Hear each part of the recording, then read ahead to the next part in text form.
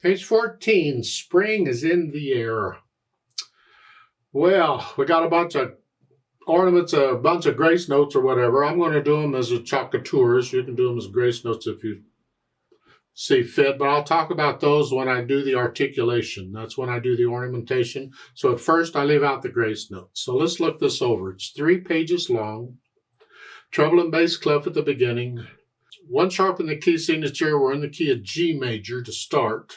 But if you look at the page, or on page 15, you'll see the sharp sign went away. So now we're in the key of C major. So make sure you can do those scales, the G major and the C major scale, and the arpeggios too for that. At least 1 octave, 2 octaves would be better, but I'll leave that up to you. Do the trill and the tremolo exercise and the wrist and the whole bit that I explained in the videos. And it's 3/4 time signature. Let's take it one hand at a time. I have some fingering suggestions. Here, again, I'm not playing the grace note. I'm just playing the main note. It's here, here, and then here. You can lift up and come down. And then come down again. 4 here, not 5. Because I want to connect them. Here, that's why. And then 4, 2, 3, 1. And we're doing this fingering because of the grace notes. And when they come down, they want here. If you don't want to be up in here, you can do 2, 5. Then up here, and actually on the second line, last measure, instead of 3, if you want, you put thumb on that.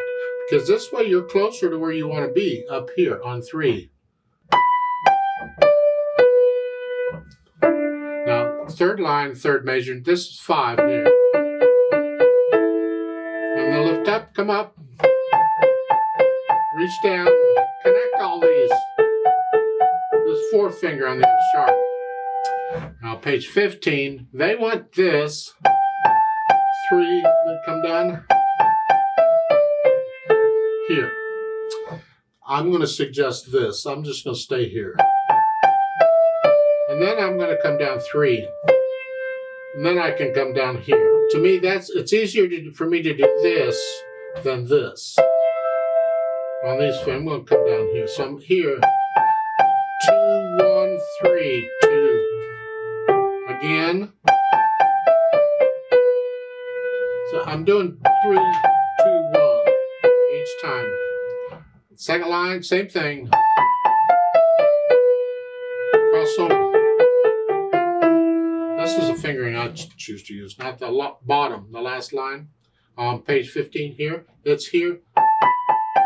Now we're in this position, so I'm not crossing over the thumb. Crunch up a little bit, 4th finger. No. You do cross over the thumb at the end because I got 6 notes and 5 fingers. I gotta do something. On page 16, this is basically the same as page 14, and you get to the bottom, the last line. You have these notes, but there's 8 VA over them. You're up here. And then here, you can do that if you want. The problem is the last measure. So if you can fit up here, do a 1, 3 here. This way you can do a 2, 5 in the last measure. If you can't get up in here, then you got to do that. It's a little inconvenient, but you do what you got to do. Left hand's just the chords. You're here. Finger these however you choose. Some people on this chord, they'll do 5, 2, 1. Some will do 4, 2, 1 because they're used to little. I tend to use 5 because it's more comfortable.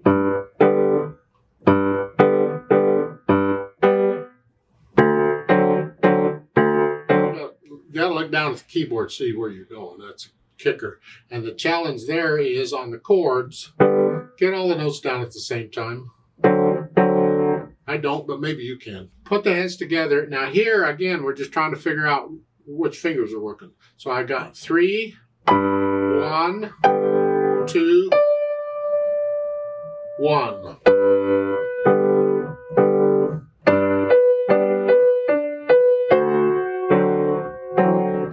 Here.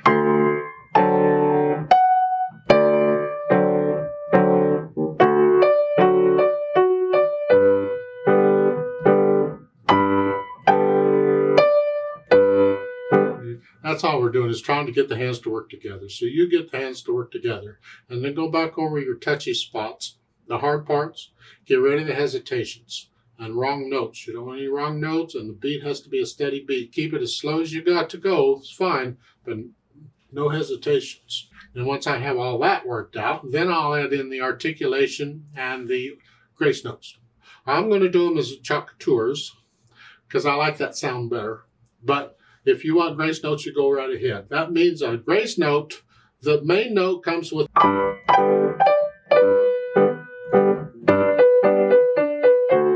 Now these,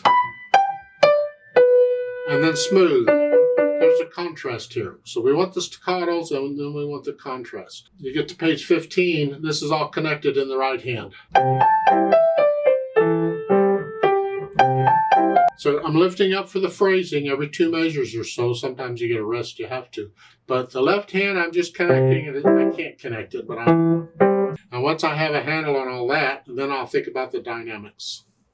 MF at the beginning is mezzo forte, which is sort of loud. That's the right hand. The left hand needs to be soft in the background. Oh, and by the way, I'm going to do these grace notes as the chocatours. I'm going to play the top note on the beat. So this comes together. It delays the melody note just a hair. I like that effect, so I do that.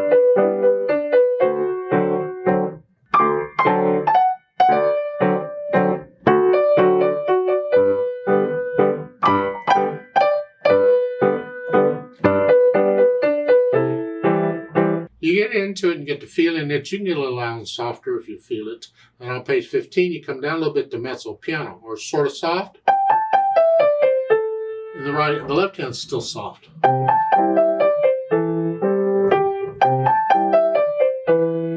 On page 16, you go back up to moderately loud like you were at the beginning. The last line on page 16, you're going to start this loud in the right hand up here.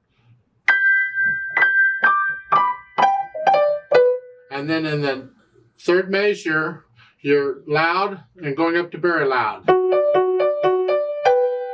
With an accent, I suggest maybe you come down a little bit in the third measure and go back up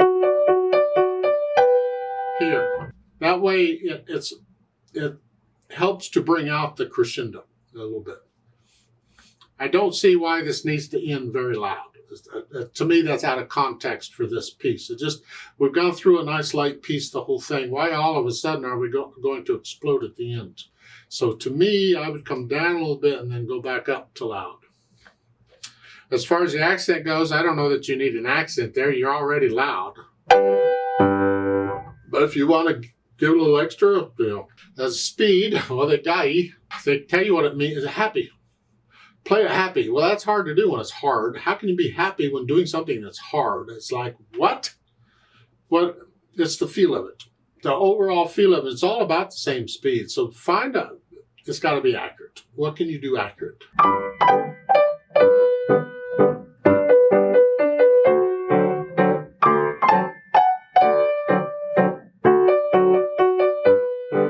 To me, that's happy enough. Going to need a little more wine to get happier than that, but that's good enough for now. Now they've added pedal. Well, I have some suggestions on the pedal, so we better talk about it. I'm going to push the pedal down on this one pretty much with the notes because it goes by quickly. I don't want to miss it. So I'm going to push the pedal down. There's a couple styles of waltz pedaling that we can experiment with. They're having you lift up between each measure.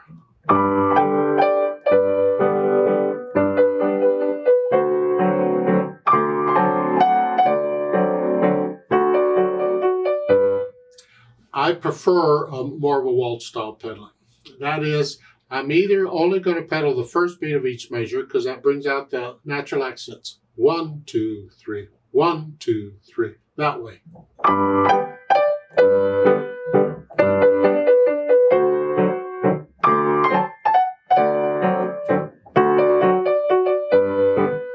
That brings that out. And it works in some pieces.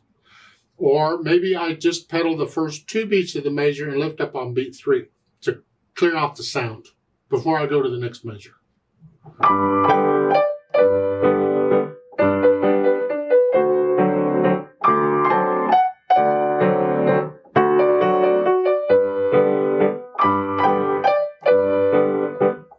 It's different ways of pedaling it. So you have to listen to the sound and the effect the pedal is having to the sound. And if you like it, keep it. If you don't like it, change it. Do something else. Here, I like hearing the rest in the left hand. Here. And I like hearing the staccato. So I think I'm going to lift up, anytime the left hand has a rest, I'm going to lift up for it.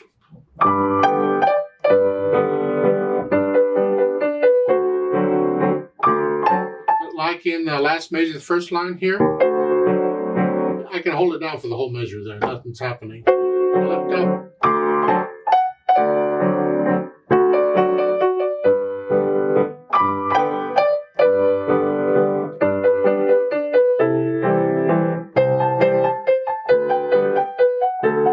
You kind of get the idea of what I'm trying to do with the pedal.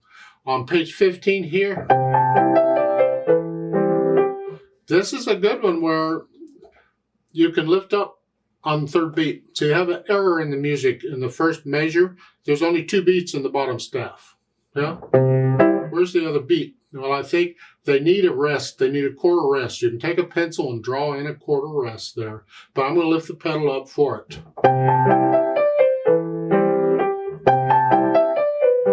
Because it clears it out.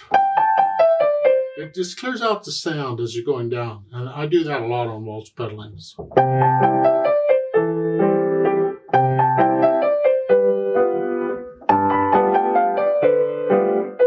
Now on page 16, at the last line here, they want you to hold, this is loud, they want it down the whole time.